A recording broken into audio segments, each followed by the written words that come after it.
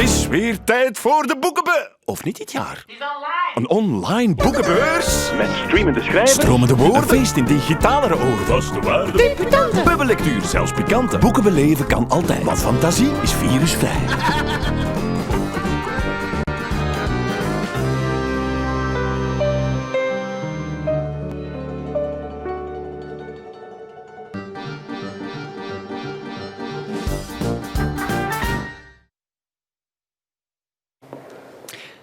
Hallo en welkom bij de Boekenmarathon 2020. Het project dat VRT-NU, Boek.be en ikzelf uit de grond gestampt hebben. In de hoop het waakvlammetje aan te houden hier in Antwerp Expo. En jou een klein beetje leesvirus te geven in plaats van andere virussen. Jullie kunnen niet hierheen komen om nieuwe boeken te ontdekken. Dan komen de boeken toch gewoon gezellig naar jou. 8 uur per dag, 11 dagen lang. We zitten net over de helft, dus het feest is hier nog lang niet gedaan. Dat een klein beetje warmer mogen zijn, maar voor de rest is het een fantastische trip die al heel veel mooie gesprekken heeft opgeleverd. Die je kan bekijken via VRT NU, live of uitgesteld. En ook elke dag een samenvatting op 1 op televisie tussen 10 en 11 met een paar van de fijnste interviews. Misschien is het volgende boek wel iets voor jou. Of voor iemand die je kent, gebaseerd op een waargebeurd verhaal van Maggie Brookes, De Verwisseling. Maggie Brookes, hi, hello. Hello, Tom. Nice to speak to you. Very nice to speak to you. Where are we calling you, Maggie? Where are you now? I'm in London, England, and I wish I was in the lovely city of Antwerp, but this is a good second chance, isn't it? We'll keep that for next year. You're most welcome to join us then. But now it's really, there's nothing to see here, nothing at all, except me, and that's not really worth your while to travel all the way to Antwerp. It's empty and cold here. Normally it's filled with books, with your books, among others. This one is called De Verwisseling in Dutch, but The Prisoner's Wife in the original English title. Would you be so kind, please, to tell us in your own words what's in The Prisoner's Wife? What's the book about? Okay, well, this is a book, I think, which turns out to be very much for our time, although I didn't know it at the time, because it's an extraordinary true story about courage and daring and love and hope. And I think we need as many of those things as we can possibly get at the moment. And could you be more specific? What happens in the book? I certainly can. The story is about a Czech girl who spent the last 6 months of the Second World War dressed as a man in a Nazi prisoner of war camp, pretending to be a British soldier. And as I say, you can see why the Dutch title has come about, because this is her using her ability to dress as a man and become, in her head, using the part of her which is masculine in order to protect herself during this extraordinary, daring feat, which she did because she was married to one of the English prisoners, and they had gone on the run together and were caught by the Nazis and were put into this prisoner of war camp together. And the story, as I heard it, it was told to me actually by an elderly gentleman in a lift, in an elevator. And he said, "I bet I could tell you a story about the war that would make your hair stand on end." And I kind of grabbed hold of him and took him aside and said, "Yes, tell me this extraordinary story, please." Shall I go on? Shall I tell you what he said to me? That's the elevator pitch taken to a whole other level. What did he tell you? Well, what he said to me was that he had been a prisoner of war in a camp called Lambsdorff in Poland, massive Nazi prisoner of war camp. And one day, 2 escaped prisoners were brought back into the camp, and they were put into the British hut. And when the Nazi guards had gone away, one of the prisoners said to the other English soldiers in there, "I've got something to tell you. This other prisoner isn't a man at all, isn't an English soldier. he's my wife, he's my Czech wife. And a great roar went up in the hut. There's a woman in the hut, in the camp. And when they calmed everybody down, they said, okay, what can we do? How can we protect her? We're all going to have to work together to protect her. And they decided that the safest thing would be for her to pretend to be a man, to dress as an English soldier and pretend to be a man. And that's what happened. And of course, I was astonished to hear this story. And the incredible thing is, she did it for an extended period of time. Did it in the end? Did it work? Did she survive? Well, that would be slightly giving away the plot of the novel, wouldn't it? Okay, that would. I was so into the historical facts that I forgot that it was in your novel too. I'm so sorry. No, don't spoil it. But maybe you can tell us something about what happened next. I can tell you something about what happened next. I'm happy to do that. The chap I met in the lift, the man I met in the lift, was a man called Sidney Reed. And of course, he was particularly interested in what good guys they had all been in protecting her and risking their own skins, really, for the sake of this woman and for the love story that she and her husband had.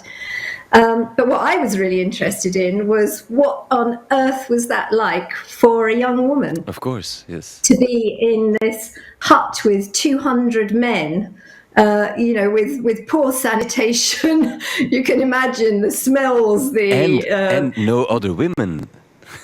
And no other women. Yeah, absolutely. Having to be completely silent, not even a cough.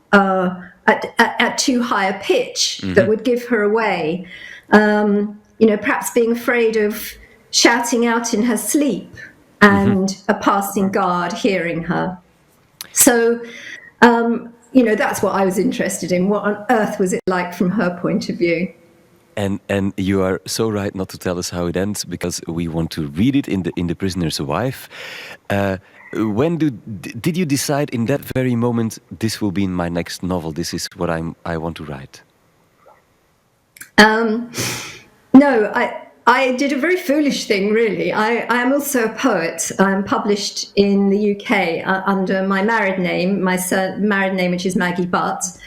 And I thought, I'll write a long narrative poem. Now, as I'm sure you're aware, there isn't a big market for long narrative poems. No. So it was published, first of all, in that form and as an MP3 recording. And then I thought, do you know what? This was such a great story. I've got to try and share it with a greater number of people. And that was when I decided that I had to try and write it as a novel. But then, of course, I needed an awful lot more research than you need for a long poem. So I had to go back to square one, really, back to see Sydney, to the National Archives in the UK, to the Imperial War Museum, joined a Lambsdorff Prisoners Association, discovered much more about the way that prisoners were treated than I had previously known, although my father had been a prisoner of war in Austria. So I knew that the majority of prisoners of war were actually put to work. They went out and worked in mines, in factories, or on the land.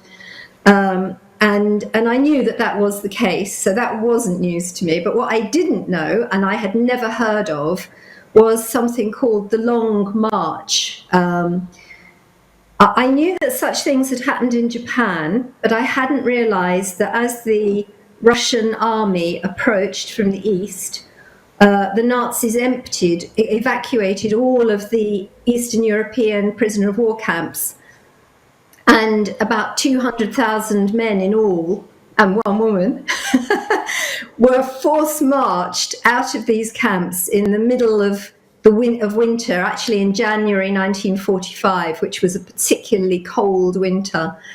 And they were underfed and unfit and really not in a position to undertake any kind of walk. And they were force marched for 500 miles through Poland and into Germany.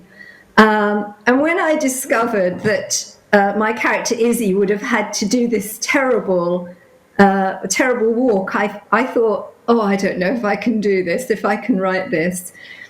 And then I thought, well, maybe if I go and see, then I'll feel that I can. So I went. My long-suffering husband came with me and drove me through Czech Republic, looking at the locations of the novel, up to Lambsdorff prison camp in the snow, and then in the snow again through Poland into Germany. And I did things like stand in the snow and walk only a little way in the snow just to hear what the quiet is like and how that feels. And then when I came back from that journey, I thought, well, I'm going to give it a go and see if I can write this. And it has been out in the UK since April, and now, of course, in Holland and in Belgium. Hearing you tell her story, I feel really small and really stupid for complaining about the cold in this empty hall right now. So in that sense, I feel a little bit better now. But that's an incredible story. We will read it, The Prisoner's Wife, and how it ended for her. What I was wondering, Maggie Brookes, is that you have been writing all of your life. You've been teaching creative writing throughout the 90s and up until this moment, I guess. But you waited until 2016 before you published the first novel. Is that true? And how did that happen?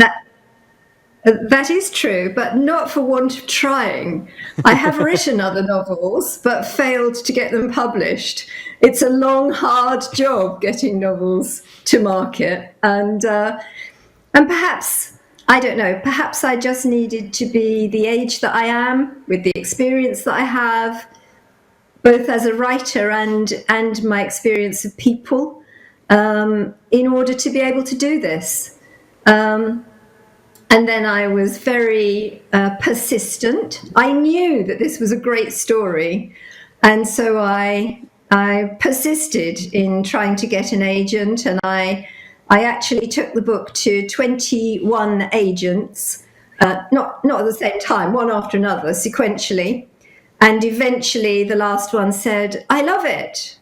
And within a month, we had a really good offer from an imprint of Penguin Random House. So I'm glad I didn't give up. And that's a really big publishing house company. Thank you so much, Maggie Brookes, for telling us, sharing that with us, because that will be never give up would be a really good mantra for everyone who's trying to write a novel and get it published. Thank you so much for telling us The Prisoner's Wife story, or part of it. We will read the rest of it in the novel. The Prisoner's Wife is vertaald als De Verwisseling door Maggie Brookes, uitgegeven bij VBK in België. En alle informatie over dit boek en de link naar je lokale boekenboer staat op boekenbeurs2020, waar we alles verzamelen. Alles wat we maar kunnen doen om jou te doen blijven lezen.